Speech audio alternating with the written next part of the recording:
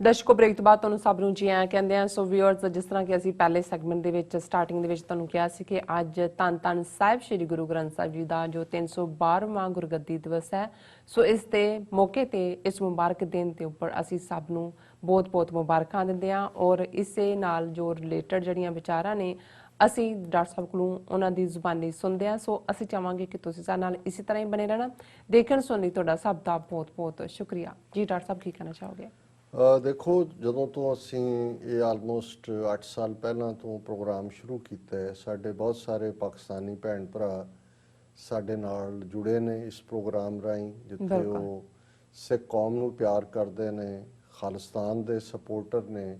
ਉੱਥੇ ਉਹਨਾਂ ਚੋਂ ਕੁਝ ਜਿਹੜੇ ਹੋਰ ਵੀ ਅੱਗੋਂ ਖੋਜੀ ਮਨ ਵਾਲੇ ਨੇ, ਉਹ ਸਿੱਖ ਮਜ਼ਹਬ ਬਾਰੇ ਜਾਂ ਸਾਡੀਆਂ ਰਵਾਇਤਾਂ, ਸਾਡੇ ਹੋਰ ਚੀਜ਼ਾਂ ਜੁੜੀਆਂ ਉਹਦੇ 'ਚ ਵੀ ਦਿਲਚਸਪੀ ਰੱਖਦੇ ਨੇ। ਸੋ ਮੈਂ ਜਦੋਂ ਵੀ ਕੋਈ ਇਸ ਕਿਸਮ ਦੀ ਪ੍ਰੈਜੈਂਟੇਸ਼ਨ ਦਿੰਦਾ ਹੈ, ਕਿਉਂਕਿ ਜਦੋਂ ਤਾਂ ਅਸੀਂ ਜਿਹੜੇ ਸਾਡੇ ਸਿੱਖ ਵੀਰ ਭੈਣਾਂ ਨੇ ਉਹਨਾਂ ਨੂੰ ਤਾਂ ਇਹ ਪਤਾ ਹੈ, ਕਿਉਂਕਿ ਇਹ ਸਾਡੇ ਇਤਿਹਾਸ ਦਾ ਹੀ ਹਿੱਸਾ ਨਹੀਂ, ਸਾਡੇ ਫੇਥ ਦਾ ਹਿੱਸਾ ਹੈ। ਲੇਕਿਨ ਦੂਸਰਿਆਂ ਦੇ ਸਮਝ ਗੋਚਰਾ ਕਰਨ ਲਈ ਮੈਂ ਜਿਹੜਾ ਇਸ ਨੂੰ ਇੱਕ ਡਿਫਰੈਂਟ ਪਰਸਪੈਕਟਿਵ ਤੋਂ ਹਮੇਸ਼ਾ ਸਮਝਾਉਣ ਦੀ ਜਾਂ ਦੱਸਣ ਦੀ, ਸਮਝਣਾ ਤਾਂ ਜਿਹੜਾ ਹਰ ਇੱਕ ਦੀ ਇੱਕ ਆਪਣੀ ਅੰਡਰਸਟੈਂਡ, ਦੱਸਣ ਦੀ ਜ਼ਰੂਰ ਮੈਂ ਕੋਸ਼ਿਸ਼ ਕਰਦਾ। ਔਰ ਅਕਸਰ ਇੱਕ ਪਾਰਟ ਜਿਹੜਾ ਜਦੋਂ ਬਹੁਤ ਵਾਰ, ਹੁਣ ਇਹ ਤਾਂ ਬਹੁਤ ਸਾਰੇ ਜਿਹੜੇ ਗੁਰਦੁਆਰਾ ਸਾਹਿਬ ਗਏ ਨੇ ਸਾਡੇ ਪਾਕਿਸਤਾਨੀ ਵੀਰ ਭੈਣਾਂ, ਉਹਨਾਂ ਨੇ ਦੇਖਿਆ ਹੋਏਗਾ ਕਿ ਵੀ ਦਰਬਾਰ ਹਾਲ ਦੇ ਵਿੱਚ ਜਿੱਥੇ ਵੀ ਜਿੱਥੇ ਸੰਗਤ ਜੁੜਦੀ ਹੈ, ਕੋਈ ਉੱਥੇ ਮੂਰਤੀ ਜਾਂ ਬੁੱਤ ਜਾਂ ਵੈਸੀ ਤਸਵੀਰ ਵੀ ਲਾਉਣ ਦਾ ਨਹੀਂ ਹੈ ਵਿਧਾਨ। ਸਿਰਫ ਇੱਕ ਉੱਚੇ ਪਲੇਟਫਾਰਮ ਦੇ ਉੱਤੇ ਜਿਸ ਦੇ ਉੱਤੇ ਇੱਕ ਪਾਲਕੀ ਹੁੰਦੀ ਹੈ, ਜਾਂ ਪਾਲਕੀ ਨਾ ਵੀ ਹੋਏ, ਖੁੱਲੇ ਦੇ ਵਿੱਚ ਪ੍ਰਕਾਸ਼ ਹੁੰਦਾ ਹੈ ਜਿਹਨੂੰ ਅਸੀਂ,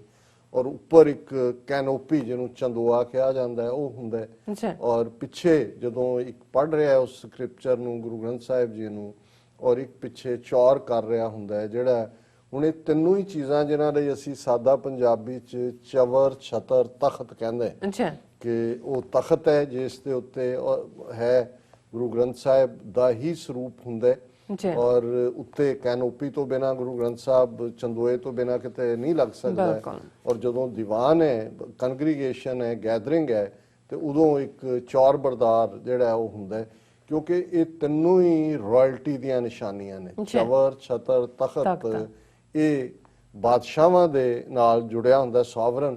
ਔਰ ਅਸੀਂ ਜਦੋਂ ਇਸ ਕਨਸੈਪਟ ਦੀ ਗੱਲ ਕਰਦੇ ਹਾਂ ਕਿ ਮੀਰੀ ਪੀਰੀ ਦਾ ਕਨਸੈਪਟ ਜਿਹੜਾ ਹੈ, ਉਹਦੇ 'ਚ ਜ਼ਾਹਰ ਹੈ ਕਿ ਸੋਵਰਨਿਟੀ ਦੀ, ਜਦੋਂ ਅਸੀਂ ਈਵਨ ਜਦੋਂ ਅਮਰੀਕਾ ਦੀ ਉਹਨਾਂ ਨੇ ਡੈਕਲੇਰੇਸ਼ਨ ਆਫ ਇੰਡੀਪੈਂਡੈਂਸ ਲਿਖੀ, ਤੇ ਇਹ ਵੀ ਜਿਹੜੀ ਸੋਵਰਨਿਟੀ ਹੈ ਰੱਬ 'ਚੋਂ ਨਿਕਲਦੀ ਹੈ।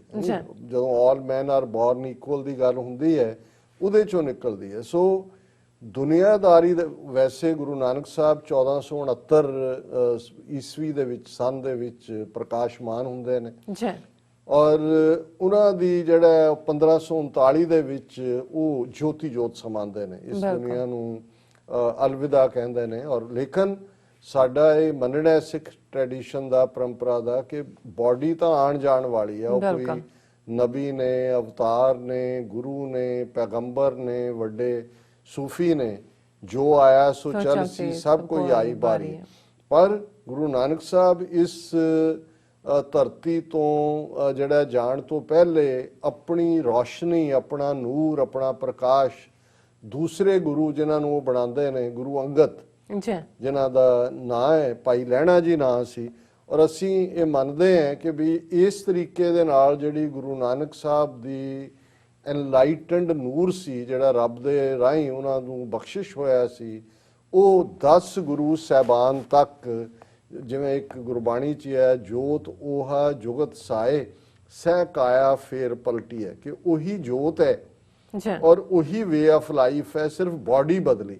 ਸੋ ਇਸ ਤਰੀਕੇ ਨਾਲ 1469 'ਚ ਗੁਰੂ ਨਾਨਕ ਸਾਹਿਬ ਔਰ ਸਿੱਖ ਧਰਮ ਕੋਈ ਮਿਲਗੋਬਾ ਨਹੀਂ ਹੈ ਕਿ ਚਾਰ ਪ੍ਰਿੰਸੀਪਲ ਉੱਥੋਂ ਲੈ। ਅਸੀਂ ਸਿੱਖ ਧਰਮ ਨੂੰ ਰਿਵੀਲਡ ਧਰਮ ਕਹਿੰਦੇ ਹਾਂ ਕਿ ਗੁਰੂ ਨਾਨਕ ਸਾਹਿਬ ਨੇ ਜਿਨ੍ਹਾਂ ਨੂੰ ਇਲਹਾਮ ਹੋਇਆ, ਵਹੀ ਆਈ, ਔਰ ਜਿਹਨੂੰ ਹਉ ਆਪੋ ਬੋਲ ਨਾ ਜਾਣਦਾ, ਮੈਂ ਕਿਹਾ ਸਭ ਹੁਕਮਾਓ ਜੀਓ, ਜਿਹੜੀ ਬਾਣੀ ਹੈ, ਜਿਹਦੀ ਗੁਰੂ ਗ੍ਰੰਥ ਸਾਹਿਬ 'ਚ 6 ਗੁਰੂ ਸਾਹਿਬਾਨ ਦੀ, ਔਰ ਜਿਵੇਂ ਮੈਂ ਓਪਨਿੰਗ 'ਚ ਕਿਹਾ ਸੀ, ਬਾਬਾ ਫਰੀਦ ਗੰਜ ਸ਼ੱਕਰ, ਭਾਈ ਭੀਖਨ ਔਰ ਬਾਕੀ ਭਗਤ ਕਬੀਰ ਸਾਹਿਬ, ਰਵਿਦਾਸ ਜੀ, ਪੰਡਤ ਰਾਮਾਨੰਦ, ਨਾਮਦੇਵ ਜੀ, 15 ਤੋਂ ਜ਼ਿਆਦਾ ਜਿਹੜੇ ਭਗਤ ਨੇ ਔਰ ਭੱਟ ਨੇ, ਉਹਨਾਂ ਦੀ ਬਾਣੀ ਔਰ ਇੱਕ ਵੱਖਰਾ ਕਿ ਵੀ ਕਿਵੇਂ ਗੁਰੂ ਗ੍ਰੰਥ ਸਾਹਿਬ 'ਚ 31 ਰਾਗਾਂ ਦੇ ਉੱਤੇ ਬੇਸਡ ਹੈ।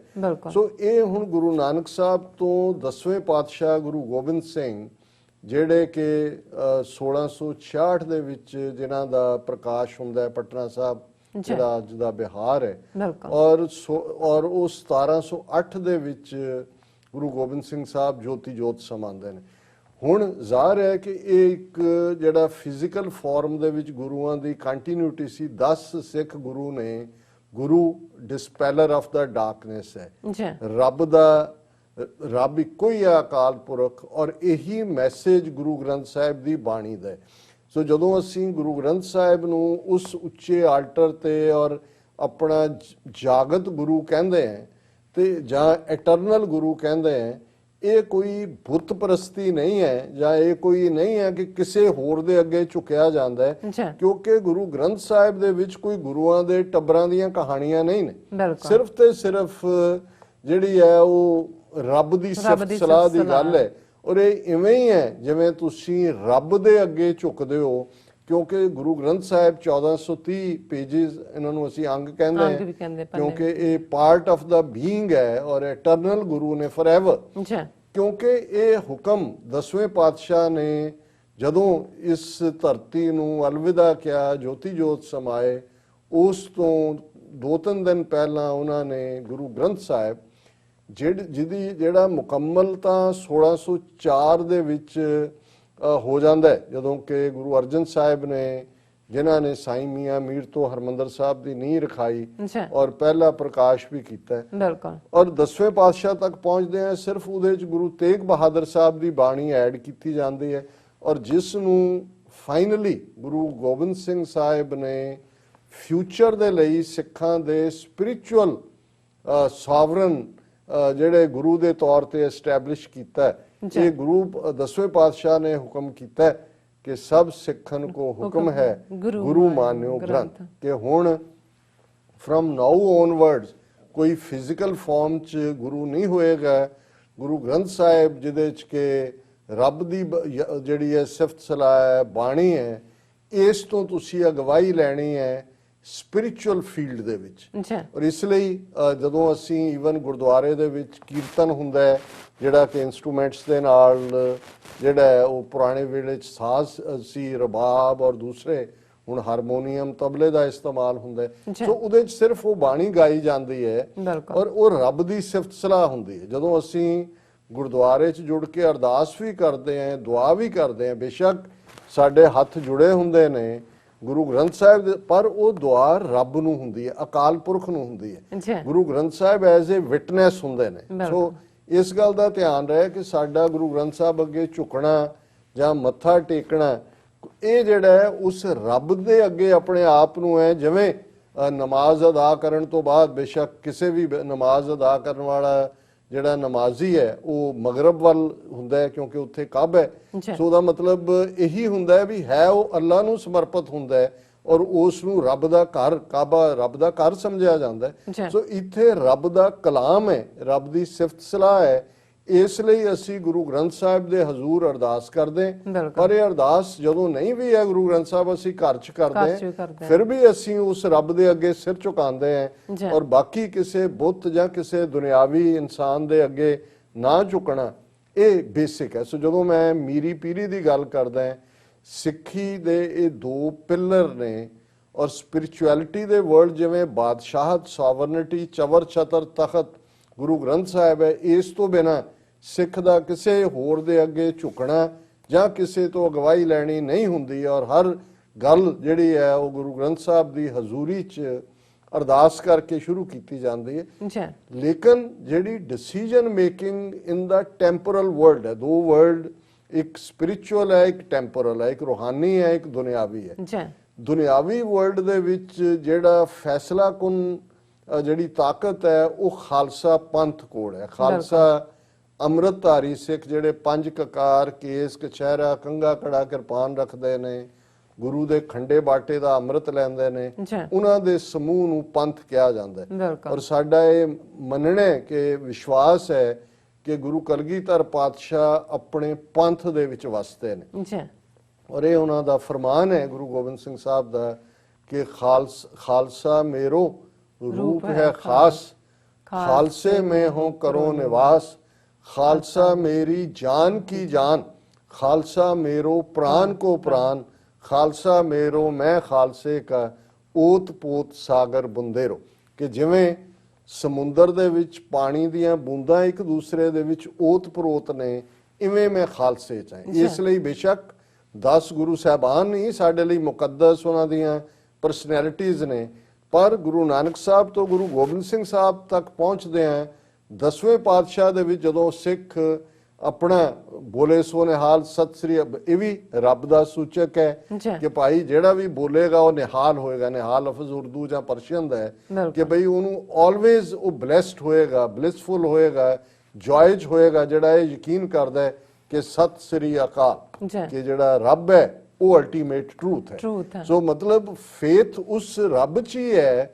ਔਰ ਇਹ ਇੰਸਟੀਟਿਊਸ਼ਨ ਦੋਨੋਂ ਗੁਰੂ ਗ੍ਰੰਥ ਔਰ ਗੁਰੂ ਪੰਥ, ਔਰ ਪੰਥ ਜਦੋਂ ਵੀ ਕੋਈ ਫੈਸਲਾ ਲੈਂਦਾ ਹੈ ਜਿਹਨੂੰ ਗੁਰਮਤਾ ਕਿਹਾ ਜਾਂਦਾ ਹੈ, ਉਹ ਗੁਰੂ ਗ੍ਰੰਥ ਸਾਹਿਬ ਦੀ ਹਜ਼ੂਰੀ 'ਚ ਹੁੰਦਾ ਹੈ। ਔਰ ਇਹ ਜਿਸ ਨੂੰ ਜਿਹੜੇ ਵੈਸਟਰਨ ਸਕਾਲਰ ਵੀ ਨੇ ਉਹ ਡਾਕਟਰੀਨ ਆਫ ਡਬਲ ਸੋਵਰਨਿਟੀ ਕਹਿੰਦੇ ਨੇ ਕਿ ਡਬਲ ਸੋਵਰਨਿਟੀ ਹੈ। ਇੱਕ ਪਾਸੇ ਸੋਵਰਨਿਟੀ ਮੀਰੀ ਦੀ ਹੈ, ਮੀਰੀ ਪਰਸ਼ੀਅਨ ਚੋਂ ਆਇਆ ਔਰ ਉਸ ਦਾ ਮਤਲਬ ਹੀ ਸੋਵਰਨ ਹੈ, ਔਰ ਦੂਸਰਾ ਪੀਰੀ ਹੈ, ਪੀਰ ਵੀ ਪਰਸ਼ੀਅਨ ਚੋਂ ਆਇਆ ਸਪਿਰਿਚੁਅਲ। ਸੋ ਜਿਹੜੀ ਪੀਰੀ ਦਾ ਉੱਚ ਮੁਕਾਮ ਹੈ ਉਹ ਗੁਰੂ ਗ੍ਰੰਥ ਸਾਹਿਬ 'ਚ ਹੈ। ਔਰ ਜਦੋਂ ਅਸੀਂ ਗੁਰੂ ਗ੍ਰੰਥ ਸਾਹਿਬ ਅੱਗੇ ਸਿਰ ਝੁਕਾਉਂਦੇ ਹਾਂ, ਅਸੀਂ ਇਕੱਲਾ 10 ਗੁਰੂ ਸਾਹਿਬਾਨ ਦੇ ਅੱਗੇ ਨਹੀਂ ਝੁਕਾ ਰਹੇ ਹੁੰਦੇ, ਸਾਡਾ ਸਿਰ ਜਿਹੜਾ ਹੈ ਬਾਬਾ ਫਰੀਦ ਗੰਜ ਸ਼ੱਕਰ ਦੇ ਕਲਾਮ ਅੱਗੇ ਵੀ ਝੁਕਦਾ ਹੈ। ਸਾਡਾ ਸਿਰ ਜਿਹੜਾ ਉਹ ਭਗਤ ਕਬੀਰ ਜੀ, ਭਗਤ ਰਵਿਦਾਸ ਜੀ, ਜਿਨ੍ਹਾਂ ਦੇ ਕਲਾਮ ਉਹਦੇ 'ਚ ਨੇ। ਔਰ ਇਹ ਸਾਡੀ ਸਬਮਿਸ਼ਨ ਹੁੰਦੀ ਹੈ ਜਦੋਂ ਤੁਸੀਂ ਝੁਕਦੇ ਕਿਹਦੇ ਅੱਗੇ ਹੋ, ਇਹ ਹੁੰਦਾ ਹੈ ਕਿ ਭਾਈ ਇਹ ਰੱਬ ਦਾ ਨਾਂ ਹੈ, ਰੱਬ ਦੀ ਗੱਲ ਹੈ, ਰੱਬ ਦਾ ਪਿਆਰ ਹੈ।